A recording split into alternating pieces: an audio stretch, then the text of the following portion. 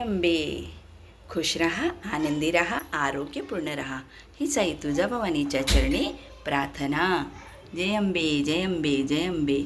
चला तर मग बघा, अधिक महिन्याचे थोडे दिवस बाकी राहिले आहेत. तर मग काही पूजा राहिल्यात का तर करून घ्या, नाही का. तुम्हाला सांगता सांगता मी पण आठवते आणि करायचं आहे ते करून घ्यायचं आहे असं हे करते संकल्प. तर मग चला करून घ्या. आपण बघा, साधं एक दीपदान केलं तरीसुद्धा चालतं बरं का. 33 वाती घेऊन त्यामध्ये आपण हा असा म्हणजे मातीचा दिवा घेतला तरी चालतो, नाही मग तांब्याचा पितळेचा दिवा घेऊन आपण त्यामध्ये 33 वाती ठेवून आपण त्याचं दीपदान करू शकतो, नाही का. तर आपण त्या दिवशी केलं, मी तर त्या दिवशी केलं आणि हा दीपदान केलं आहे.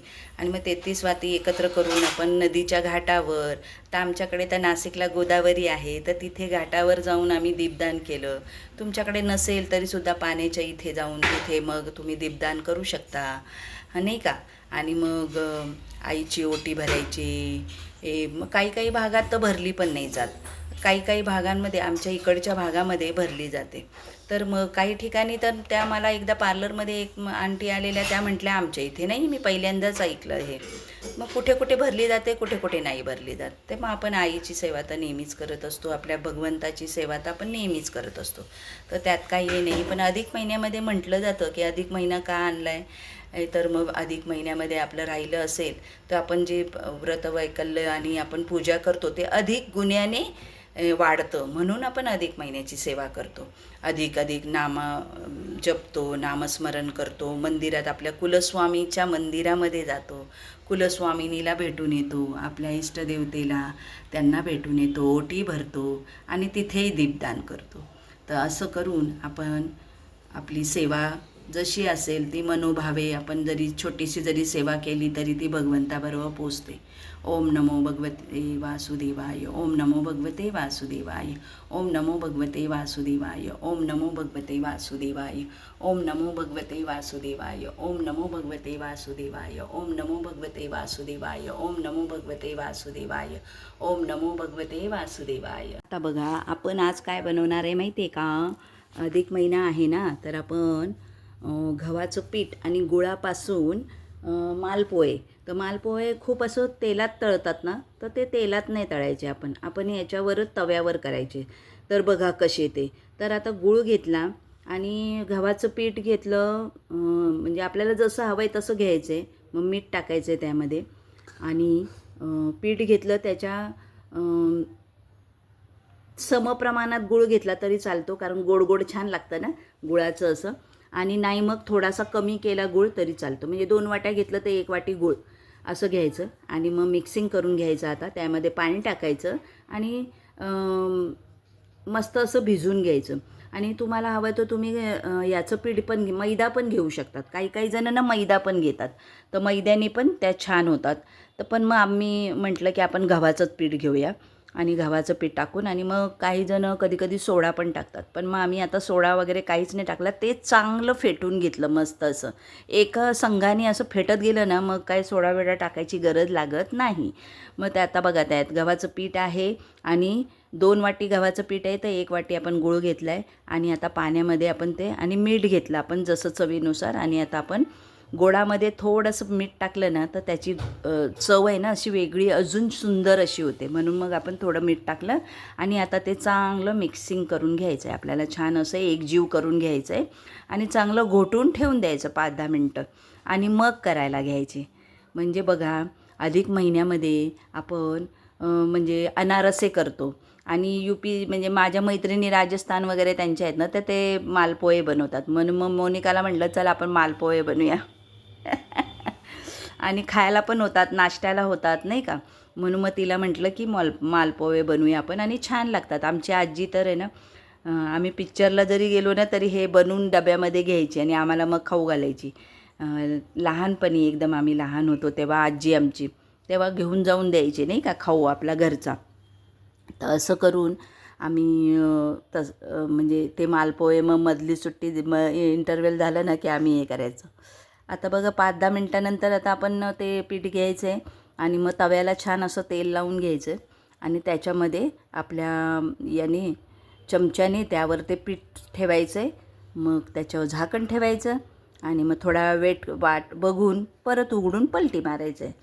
तर मग अधिक महिन्यामध्ये अनारसे जावयाला देतात नाही का.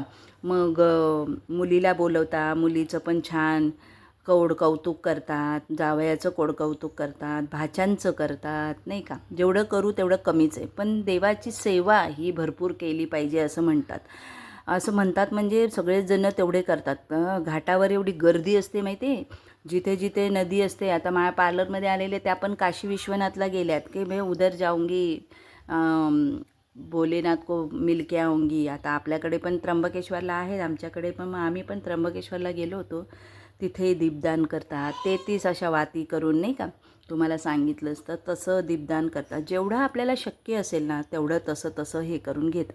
आता बघितलं, हे पलटी मारून घेतलं, असे सुंदर होतात आणि पोहत्या तेलामध्ये पण होतात. पण मग तेल खूप होतं ना, म्हणून मग आम्ही तव्यामध्येच करतो. अगदीच कधीतरी आम्ही मग तेलामध्ये करतो, पण मग हे शक्यतो असे तव्यावरच करतो. खूप छान लागतात आणि खूप मस्त होतात असे. मग त्या माझ्याकडे राजस्थानच्या आहेत ना, त्यांनी त्या दिवशी आम्ही गंगेवर गेलो तर त्यांनी काय केलं, तेव्हा तिथे ते काशेची वाटी घेऊन आता त्या मालपोहे करून त्यामध्ये मंदिरात ठेवणार आहे. तर आम्ही म्हटलं की चल आपण तसं खायला तर करतोच आहे आपण. तर मग आम्ही पण मग मोनिकाने मग छान देवाला नैवेद्य देऊन दिला मालपोह्यांचा त्या दिवशी. आजच म्हणजे उपवास पण होता ना, तर मग तिने मालपोह्यांचा मस्त नैवेद्य देऊन दिला. इतकं सुंदर असं करून घेतलं, छानच असं. आणि आता मोनिका बरंचसं शिकले, छान करू लागते ते. आणि तिनेच केलेत हे सगळे मालपोहे. आणि मग मी एंडिंगला आली, तिने मिश्रण वगैरे केलं तेव्हा मग मी आली आणि मग मी पण करू लागली. मग दोघीजणी मिळून करून घेतो. तर आपण बघा मग ते तर दान वगैरे करतात, असं अगदी तर म्हणतात दान वगैरे केलं जायचं नाही का. तर आपण मग गोमातेची सेवा करायची, गोमातेला जाऊन भेटायचं, चारा द्यायचा, तिची पूजा करता आली तर पूजा करायची. असं म्हणजे थोडक्यात आपल्याला पूर्वजांनी काय सांगितलं आहे, अधिक महिन्यामध्ये तुम्ही अधिकाधिक पुण्यदान पुण्य तर्पण करा, म्हणजे करून तुम्हाला अधिकाधिक त्याचा फायदा होईल. तर हे बघा, आता देवाला वाहिले आम्ही आता अधिकाधिक तर्पण केलं. आणि बरं, नदीवर जेव्हा आपण ठेवतो ना, तेव्हा मग नदीवर जेव्हा ठेवतो ना तेव्हा आपल्या पितरांचा आशीर्वाद आपल्याला लाभतो. तर पितरांचा आशीर्वादही खूप महत्त्वाचा आहे नाही का. तर पितरांचा आशीर्वाद लाभल्यामुळे आपल्याला पितरांचा आशीर्वाद लाभतो. त्याच्यामुळे घर परिवार चांगला राहतो, खुश राहतो, आनंदी राहतो, कारण आपल्या पूर्वजांचा आपल्याला आशीर्वाद मिळतो. त्यांना तेही तसेच असतात ना, त्यांना असं वाटत असतं की आपण का म्हणत असतो ना की माझी आठवण काढतायत, म्हणून मग त्यांनाही आनंद होतो आणि आपल्याला आशीर्वाद देऊन जातात. तसेच आपलं कुलस्वामीनी आपल्याला आशीर्वाद देऊन जाते, आपले गावदेवी, आपली इष्टदेवता ते आपल्याला आशीर्वाद देऊन जातात नाही का. आणि आपल्याला काय हवं असतं ना, आपल्याला एवढंच हवं असतं आणि त्या निमित्ताने आपण काहीतरी सेवा करतो, तर त्यात काय वाईट असं काहीच नाही ना.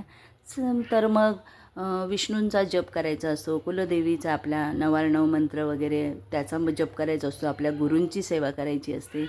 असं आपण साधं भोळं जरी आपण साधं व्रत हे आकारलं तरीसुद्धा खूप छान आहे. एखादं जरी आपण हे केलं म्हणजे ह्याच्या व्रतातला एक संकल्प केला तरीसुद्धा आपल्याला तेवढंच पुण्य लागतं. आपल्या मुलाबाळांना, घरपरिवाराला आपल्या आशीर्वाद लाभतो. बाकी आपल्या सगळ्यांना काय हवं असतं ना, एवढंच हवं असतं की आपल्या मुलांना आशीर्वाद लाभावा, आपली